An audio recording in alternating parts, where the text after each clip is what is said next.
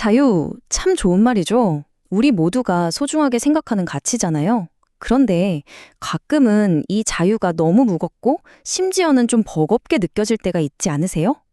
오늘 이 시간에는 바로 이 지점, 자유라는 양날의 검이 가진 역설에 대해 한번 깊이 들어가 보려고 합니다. 와, 이 문장 정말 강렬하지 않나요? 도스토옙스키의 카라마조프가의 형제들에 나오는 말인데요. 우리가 오늘 이야기할 문제의 핵심을 그냥 제대로 꿰뚫어 버립니다. 아니, 자유가 선물이 아니라 고통스러운 걱정거리다니. 도대체 이게 무슨 말일까요? 네, 바로 이 질문이 오늘 우리가 함께 풀어가야 할 숙제입니다. 왜 우리가 그렇게나 소중하게 여기는 이 자유가 때로는 가장 큰 짐이 되어 버리는 걸까요? 아마 다들 한 번쯤은 느껴보셨을 거예요. 이 모순적인 감정의 뿌리를 한번 찾아가 보죠. 자, 그럼 이 문제를 파헤치기 위해서 아주 유명한 이야기 하나를 들여다볼게요. 도스토옙스키가 쓴 우화인데 바로 대신문간 이야기입니다. 이 딜레마를 아주 극적으로 보여주거든요. 배경은 16세기 스페인이에요.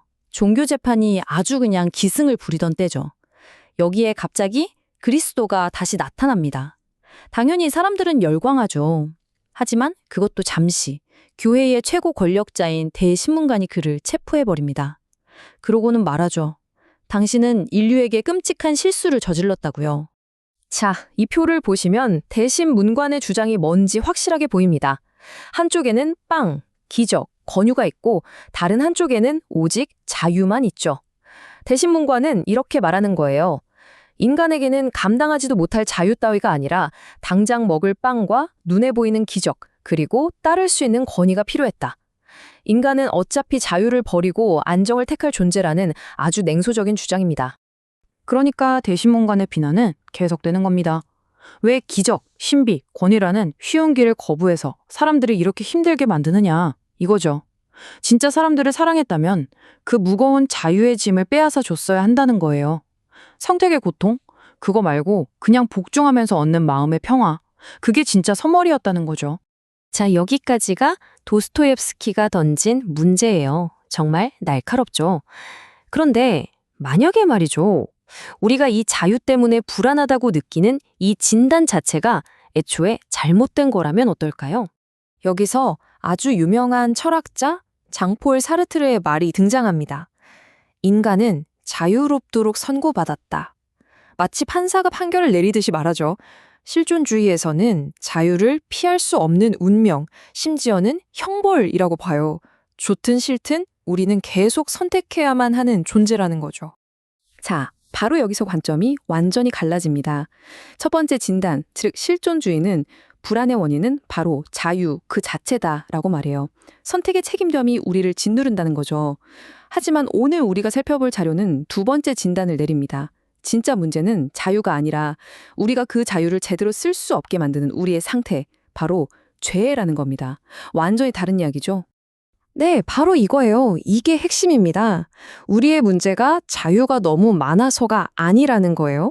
오히려 정반대죠. 진짜 선한 것을 선택할 만큼 충분히 자유롭지 못하다는 겁니다.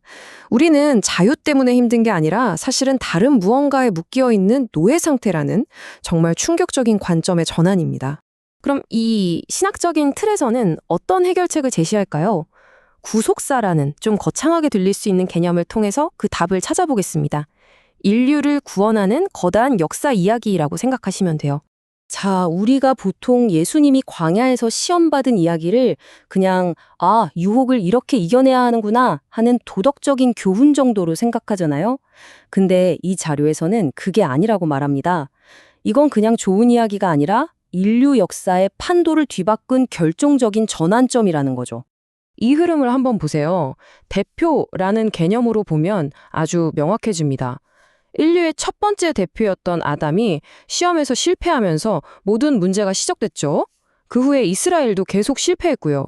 그러다 마침내 새로운 대표인 그리스도가 나타나서 아담이 실패했던 바로 그 지점에서 성공함으로써 완전히 새로운 길을 열었다는 겁니다. 가장 첫 번째 시험이 뭐였죠? 이 돌로 빵을 만들어 봐라. 바로 빵의 문제, 즉 물질적인 생존의 문제였어요.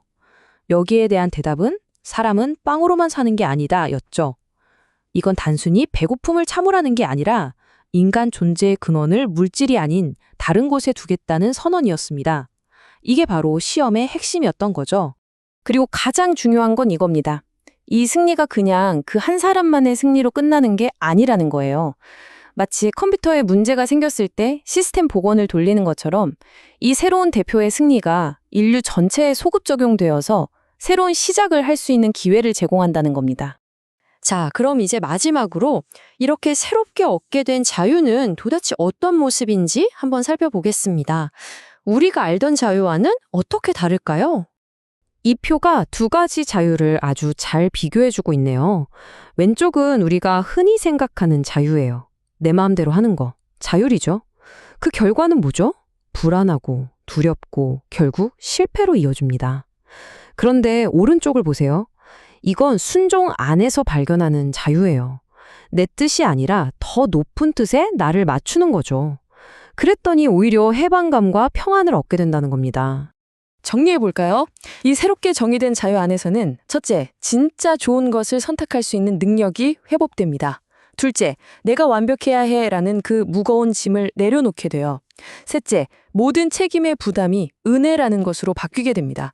결과적으로 자유는 더 이상 우리를 짓누르는 형벌이 아니라 관계 안에서 기쁘게 누릴 수 있는 진짜 선물이 되는 거죠. 그래서 마지막으로 이런 질문을 던져봅니다.